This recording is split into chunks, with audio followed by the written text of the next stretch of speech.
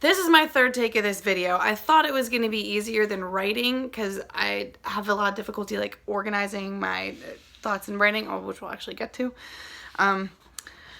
But this is my third take now, and it turns out that I might have to move oral communication skills because I'm not too sure on those anymore. But for on my more things that I think I have more ability towards is oral communication skills, spiritual development, daily living, and academic achievement. Of all these, academic achievement probably stuck out to me the most because I think the amount of time that you've been in the school system, even just like in the school system in general, but then also, you know, maybe just in that area, because obviously moving will kind of discombobulate you. But I think that's like really important in talks of like ability and disability, because I was homeschooled all the way up until 6th grade. So when I got to school, I barely knew how to take a test, didn't know how to take quizzes, didn't know how to, like, timing was so weird because for me, my mom would give me a worksheet, say, yeah, it takes you 2 hours, it takes you 2 hours, you just got to get it done. And I would honestly just kind of do my own thing, doodle, take whatever, my sweet dandy time, getting my worksheets done. I would get them done, but it would take me a long time. So being in school and having time limits was really difficult for me. And it took me a solid, I'd say I didn't start feeling comfortable, at least school didn't start making sense. I'm inclined to say 8th grade, but I'm also inclined to say 10th grade because those are 2 years in my life where like things started to click into place and I was like, oh, this is how this works. So that's why I include academic achievement on there. And then under less abled, I have my emotional regulation. For writing, I actually have 2 learning disabilities. I have dysgraphia, and then I have an auditory processing disorder. The dysgraphia, I did not find out about either of those since I was homeschooled. They were completely missed. My mom just, you know, kind of thought like, oh, like 2 is a really difficult number to draw, I guess. But then it wasn't until I got to college, and I had a couple teachers throughout high school that had made some remarks, but there was never any follow up. And then I actually had a special ed teacher during my undergrad, and she was the one that kind of identified these for me. And then I started getting the supports I needed, and I was like, oh, this is why people have been telling me for years that my papers don't make sense, but I read them and they make sense to me. So I am dysgraphic. I do have an auditory processing disorder. This, I would actually, now looking at this, I'd probably move this up more towards here. I'd actually say I overcame that very, very well. And I kind of already had, throughout high school, even though I didn't know I had it, I did try very hard in school, so I did have some like coping mechanisms for it. Like sometimes I found if I like read my essays out loud in like an accent, that for whatever reason really helped me see, oh, this sentence does make sense. I know it sounds kind of weird, but that was how I figured it out. Auditory stuff I still really struggle with. I hate the telephone. If I can't see someone as they're talking to me, I have no idea. But it doesn't have to do with volume. It's completely processing. The best way I could describe it is like I hear like the way someone with dyslexia might read. So doing this activity was actually very interesting. I'm not quite sure how to put this into words, so I hope I do it well, or at least well enough to the point that you understand what I'm saying.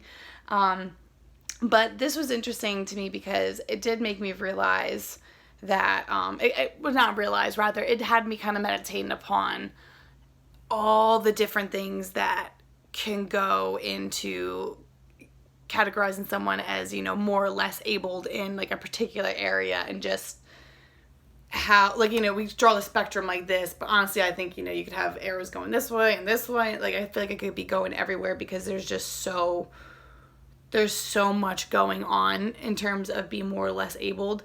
Like one of the things I touched on in class briefly today is that I don't think I feel like school is definitely over pathologized students, and I really hate that. I actually work at a special needs school. It's an alternative school, and every single one of our kiddos has an IEP. And one of the most frustrating things that I deal with is like when immediately it just gets so clinical, and sometimes I feel like there is no, like, beyond like what a textbook, you know, says, or like there's no like other higher thought. And definitely trauma isn't something that like has been taken into account, which almost all of our kids, for the, you know, demographics we serve, all of our kids, a lot of them have deep some deep traumas that directly impact them. I had one kiddo, I can't say his name, but I had one kiddo recently who every single time, he usually would have behaviors around lunch because you get riled up then. And I identified a couple of like some other triggers, like if someone doesn't follow through on their word. That he'd been in the foster care system for years, so anytime someone didn't follow through on his word, it would freak him out. And that's a trauma. That's something you could attribute to trauma. And I used to always get so frustrated because there was one particular staff member who's a great person, but I just disagreed with her professionally. But she can kick my butt in bowling.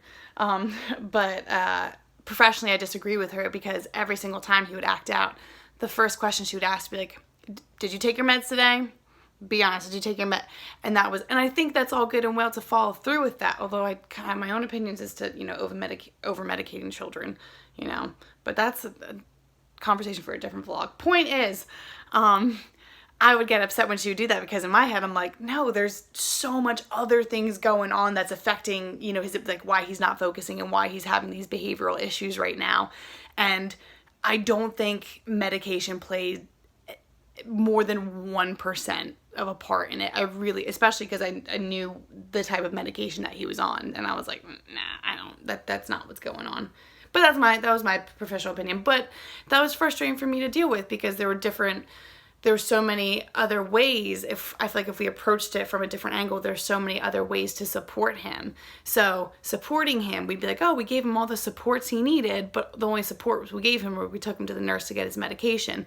We didn't address these 7 other, issues that are actually impeding his ability to learn. I didn't describe my thoughts well at all for this video, but I hope that kind of gave you some insight as to what I'm thinking. I don't know. I guess in summation, what I can say this activity really made me think of is just, and we haven't delved enough into special ed for me to, to be able to have the terminology to be able to elaborate more. But I guess I can say, like, in summation, one of the things that was kind of called to the forefront of my mind is just, all the things that are covered under IDEA. Is that sufficient? Are we really, is special education addressing every, disability, that it should be? No, I don't think so. And in what capacity, to what extent, I can't say I have enough world experience or, theoretical experience to be able to speak to that, more. But I can say, just based off of my own brief, experiences as a professional, I don't believe it is complete at all. And I think there needs to be some serious revamping to the way we approach students in this regard. And hopefully I'll have a more developed opinion that I can support by the end of this class. So thank you for watching this mess of a video.